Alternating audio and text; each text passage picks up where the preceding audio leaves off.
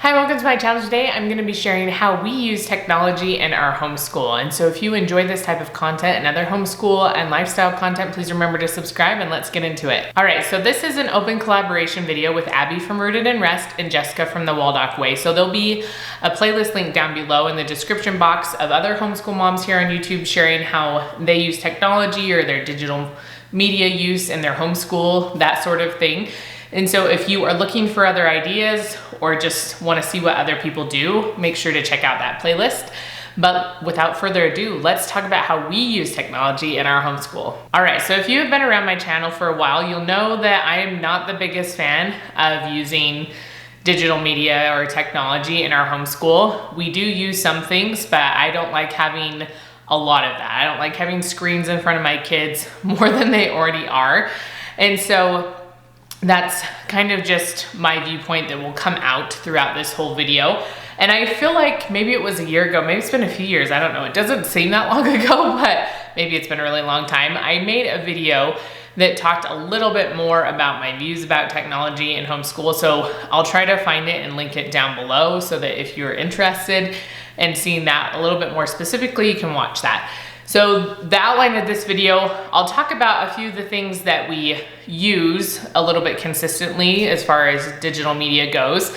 And then I'll share some ideas of how I feel like technology is used in good ways, or it can be used in good ways in a homeschool setting instead of just putting your kids in front of a screen constantly and just having them watch things. So that's kind of how the format of this video will go. Okay, so the first thing that we use fairly consistently is Prodigy, and it's an online learning platform. It has English and it has math, and we're part of a charter. It's called My Tech High. I did make a video recently that kind of talks about the charter more if you're interested in learning more about it. And so they pay for the subscription. It's one of the things that they'll pay for. And so some of my kids just have the math one. Some of them have both the math and the English because they requested to do English as well. And usually they just play it once a week. So how this all works, that kind of screen time in our family, is that my kids get about an hour every week in the afternoon where they can pick, within limits, some of the screen time they want to use. That's different than just watching a TV show or something. So there are a few approved video game type things. My husband knows more about this because he's the one that helps them pick out certain things that they can play. Prodigy is one of those things. I try to keep things a little bit more educational, or they'll play half of that time educational games and then a little bit more just fun types of things. So that's kind of how that works. They each have their own day so that I don't have to have multiple computers, multiple tablets, whatever, for them to be able to play on. So one of them has Monday, one has Tuesday, one has Wednesday, one Thursday. I have 6 kids. The 2 littlest ones are just little. They're 2 and 8 months old almost, so they don't they don't need to worry about that. So that's something we've been doing for the last couple years, I think, just giving them a specific day where they could, within reason, choose some of the activities that they could do on a screen. And then they still will watch some TV on a tablet and stuff, and that's kind of my quiet time in the afternoon for them when the littles are napping, and then they're doing either their screen time on their fun games or Prodigy type things, or they're watching a few TV shows or something on a tablet. So that's kind of how that all works with that. So we do Prodigy and they like it a lot for the most part. I actually haven't been great at checking in on it. I know some of them need to be at higher levels. I think one of them might need to be at a lower level because they liked helping my 7, she's 7 now, but my 7-year-old, when she first started it, they liked helping her. And so then she wasn't doing actually what she could do at her level. And so it became really hard, really fast for her. And so we had to adjust that a little bit. So things like that where I need to check in on that a little bit more, but that's one of the things that we like to use. Another thing that we like to use is Lingo, and my kids actually use it every single day because they're always checking in on it and stuff to practice and keep their streaks and all that kind of stuff. And so we used to do, so we use it again for language, obviously for Japanese and Spanish. My oldest does Japanese, and he still does some out-school classes every single week for Japanese. My next two kids used to do Spanish lessons through the Homeschool Spanish Academy, which we like to an extent, but this has been more helpful for them to do Duolingo every day. And then they have to, since they can't type things out very well, they don't know how to spell all the things, they have to do like the word to text, which is really good for them because they have to say it correctly or the phone doesn't understand them and what they want. So it helps them a lot with how they're pronouncing things. So it's been really good for them.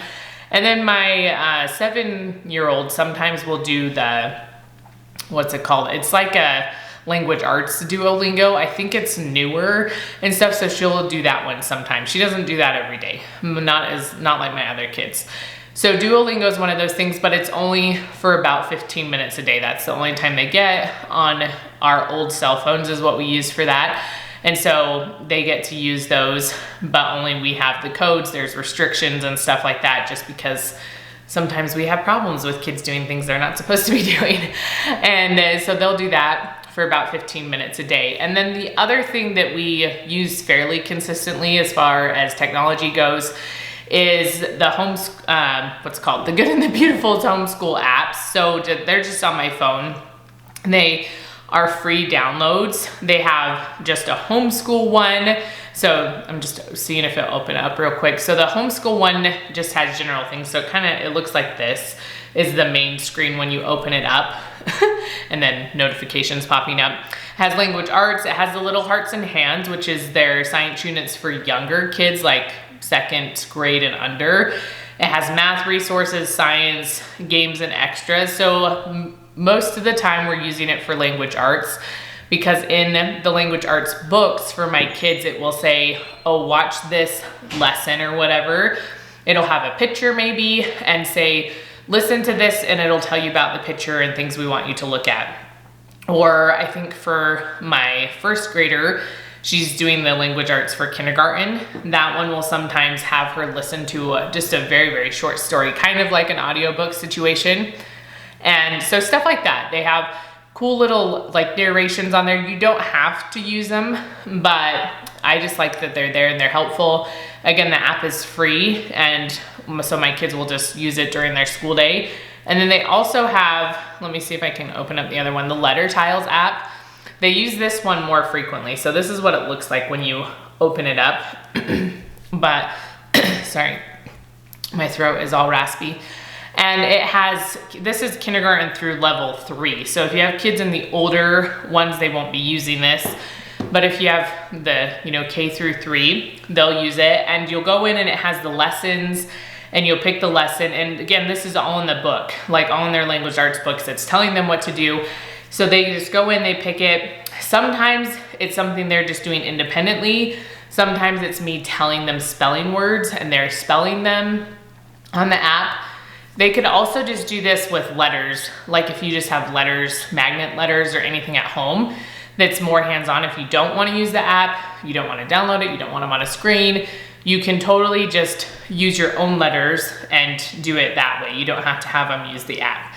So there's a few different options there for things to do, but those are the ones, those are like the tech things that we use the most frequently. All right, and then my recommendations, I just have a few recommendations of things that we have tried and liked.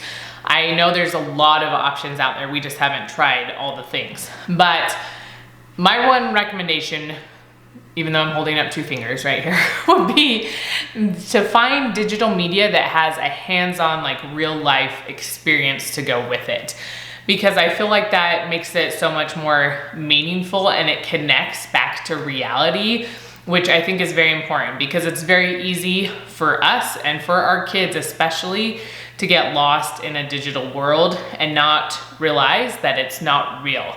And so I like having interactions with technology that have some sort of real component in the real world, which is why I like using some of the Good and the Beautiful apps, because a lot of them, they're also doing something back, like they have to write something down or listen, like there's listening comprehension or things like that. So they're still having this aspect of connecting back to their world. So I think that's important. But let me just show you a few examples. So I've mentioned before that we've done Osmo.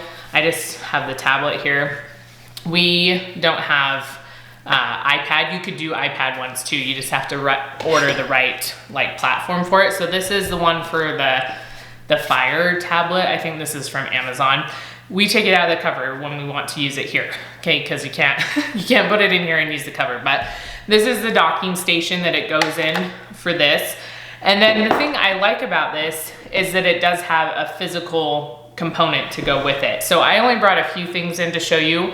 There's a whole lot of options for a variety of like younger age groups mostly, but there's stuff with drawing, there's like different types of puzzles. I'm trying to think of all the things. There's math games. We have one, I think, that's kind of solving mysteries and things like that. So with some of them, they come with these little activities. So this is the tangrams. I always want to say tanagrams, but tangrams. So these are in here. So for one of the activities, you would be using these and shaping them into maybe different figures or stuff like that. These are math, like numbers right here that they would use for one of the things. And then these are letters to form words. So they have different things like that. And I have lots more of the like different boxes that have different things in them. But I like how it has this real world aspect to it. So they're seeing something on the screen they're supposed to do, but they're shaping it in real life, not just like drawing it on a tablet or something, because I don't feel like that's super helpful. Let me say, like, yes, it gets you a little bit into the motion of how you draw an A or something, but actually forming it in real life, I think is way more helpful. So that's one of the things we've had for several years. And it's mostly been my 7-year-old that's used it. Just again, it's a little bit more catered to younger kids. So when we got it, she was the youngest. And so eventually I'm sure my younger like babies right now will use it as they get older. Okay, the next thing I wanted to mention is something like the We Do software from Lego. And this is something again that our charter school provided for us that came out of our funds that we have through them. And so again, the thing with this is, I'm not gonna open this because it's a bunch of Legos that will fall out, but it has a program that you put on a tablet. And so you can go through and program like you make like a little creature or a little, like a structure. I'm trying to think of some of the things. It's been a few years since my daughter made stuff with this, but we can still continue to make stuff with it. But even this little guy right here, right? This little, I don't know if he's supposed to be like a space rover thing. There's a helicopter down here that you can build, and then you can program them. So it's helping with like a CS, computer science type stuff as well. You can program them on the tablet and see if it works, and it can get frustrating.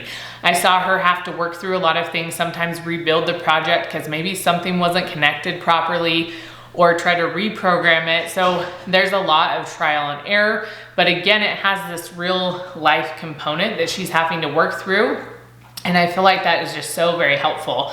So that's something else. This is a more like expensive product, but it can be used for a really long time for multiple kids. So I feel like it's a really good investment if you want something, like especially if your kids want to use some sort of technology, and if they're interested even in like computer science or programming type stuff, this would be a good option for them. The last thing I want to mention that we have done a little bit of is animation. So my oldest son did an animation class through our charter school a few years ago, and he had like a little tablet. So he's doing stuff again in the real world on a drawing tablet. And I know there's lots of different types of drawing tablets. I don't know a whole lot about them. We might in the future because he likes drawing, and like digital type stuff or animation is interesting to him. So he might go into something like that, and we might do more of it as he's getting older and doing more elective type stuff for his schoolwork. But we've just done very basic animation, but something that I do like about this, so you are drawing, it's showing up on the screen. So you're doing something like real with your hands, but to even make this a little bit more like real life, you could storyboard the whole thing, like have them draw out the pictures. And he got a little frustrated when we made him do this. This was part of, I think, his final assignment because they had to make a bigger like scene and stuff. So I was like, you have to draw a storyboard. That's part of the project.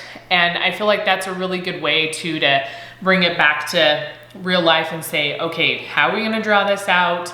You need to take some time, figure out how it's all gonna look, and then we'll figure out how to put it on a computer. Because that's just mind-blowing to me. That's amazing what people can do with animation. So that's an idea for that. It's worked well for us. But those are a few of the things that we have used for technology that I have liked and enjoyed and felt were worth the investment because they had a hands-on, like real life component to them instead of just staring at a screen kind of numbly all day long. All right, so that's how we use technology in our homeschool. I hope you enjoyed this video. Please comment down below and let me know how you use technology. Are you a huge advocate of it and everything is on computers, or are you like more hands-on things? Hands off. Or are you kind of in the middle? I'd love to hear what you like to use, what's worked well for your family. And remember to give this video a thumbs up and check the playlist down below for other homeschool mom ideas. And I will see you next time.